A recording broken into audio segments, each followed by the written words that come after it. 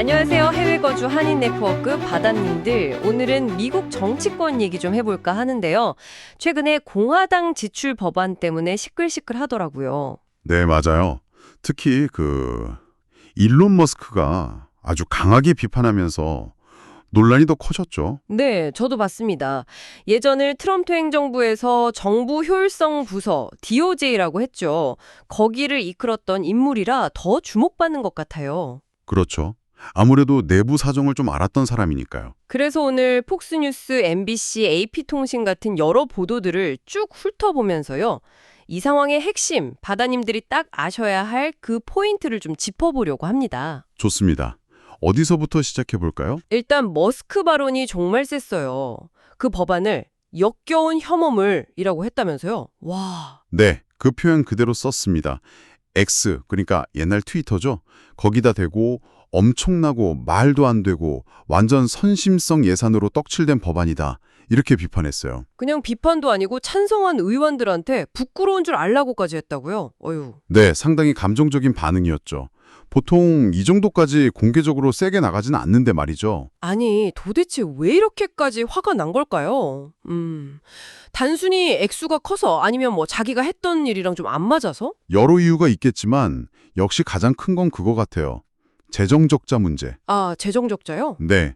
이 법안 때문에 안 그래도 많은 국가 부채가 더 늘어나서 이게 뭐 거의 2조 5천억 달러 적자를 만들 거라고. 결국 미국 시민들한테 엄청난 빚 부담을 지우게 될 거다. 이렇게 경고하는 거죠. 그 의회 예산국 CBO 예책도 나왔잖아요. 맞아요. CBO에서도 앞으로 10년 동안 재정 적자가 한 2조 3천억 달러, 그 정도 늘어날 거라고 봤으니까요. 이게 머스크 예측이랑 거의 비슷하죠. 그러니까 자기가 보지 맡아서 비용 줄이려고 막 노력했는데 이 법안 하나로 다 물거품 된다 뭐 이런 실망감도 크겠네요. 그렇죠. 본인 노력이 약간 부정당하는 느낌도 받을 수 있고요. 그 점이 아마 그를 더 분노하게 만든 것 같아요. 그럼 그 문제의 법안 내용은 대체 뭐길래 이렇게 시끄러운 거예요? 언뜻 듣기엔 감세도 있고 뭐 지출 삭감도 있다던데. 네, 이게 좀 복잡하게 얽혀 있어요. 핵심은 일단 트럼프 때 했던 2017년 감세 조치, 그거 연장하는 거고요. 아, 감세 연장? 네, 그리고 팁이나 초과 근무 수당 받는 거에 세금 없애주고 대신에 이제 이민 단속이나 국방 예산은 늘리고요. 그럼 뭐가 문제죠? 좋아 보이는데? 반대쪽을 봐야죠. 저소득층 의료 지원인 메디케이드나 푸드 스탬프, 스냅이라고 하죠. 이런 복지 예산은 깎아요. 아, 거기서 깎는군요. 네.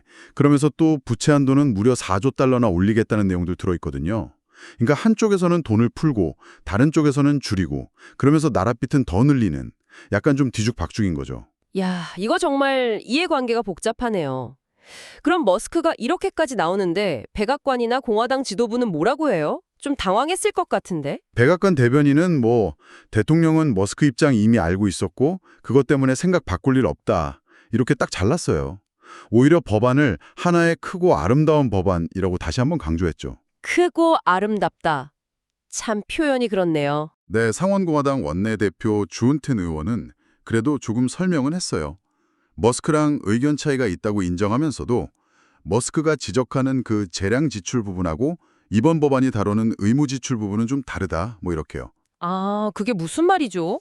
재량 지출, 의무 지출. 어렵네요. 그러니까 이번에 통과시키라는 게 조정법안이라는 특별한 절차를 쓰는 건데요. 이걸로는 주로 세금이나 의무 지출만 건드릴 수 있거든요. 상원에서 필리버스터 없이 그냥 과반수 찬성만으로 통과시키려고요. 아하, 절차상의 문제다. 네, 그래서 튠 의원은 머스크가 얘기하는 그런 다른 지출 삭감은 나중에 다른 법안으로 할 수 있다. 이런 식으로 약간 여지를 둔 거죠. 머스크가 DOG에서 찾아낸 절감액 같은 거요. 그렇군요. 그럼 하원 의장은요? 마이크 존슨 의장? 이분은 좀 더 직설적이었어요. 머스크 비판이 경제에 위험한 간섭이다 이러면서 그냥 불쾌감을 드러냈죠. 이야, 공화당 내에서도 반응이 갈리네요. 근데 듣자 하니 공화당 안에서도 반대 목소리가 있다면서요? 네, 그게 또 흥미로운 지점이에요. 랜드폴 상원의원 같은 경우는 원래 재정 보수주의자로 유명하잖아요. 이분은 재정 적자 너무 커진다고 공개적으로 반대하고 있어요. 아, 그럼 이게 단순히 머스크 혼자만의 비판이 아니군요. 내부에서도 균열이. 그렇죠. 그러니까 이 논쟁이 단순히 법안 하나 싸움이 아닌 거예요. 공화당 안에 있는 재정 건전성을 중시하는 전통적인 목소리랑 트럼프식으로 일단 지르고 보자는 약간 포퓰리즘적인 경향이랑 부딪히는 거죠. 민주당은 그럼 약간 팝콘각인가요? 뭐 일단 머스크 비판 자체는 반기죠. 자기들 입장에서도 비판할 거리가 생기니까요. 근데 또 머스크가 진짜 재정 건전성 때문에 저러는 거 맞냐? 약간 의심하는 시선도 있고요. 하긴 뭐 워낙 예측 불가능한 사람이니까요. 맞습니다.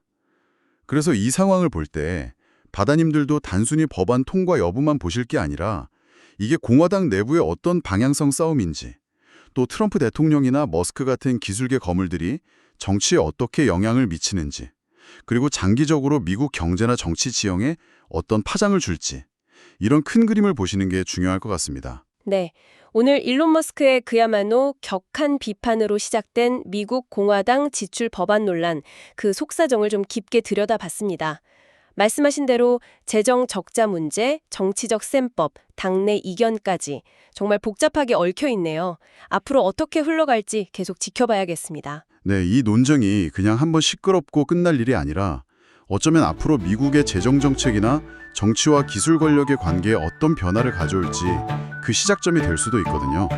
한번 계속 주목해 보시면 흥미로울 겁니다. 바다님들, 구독과 좋아요를 부탁드려요.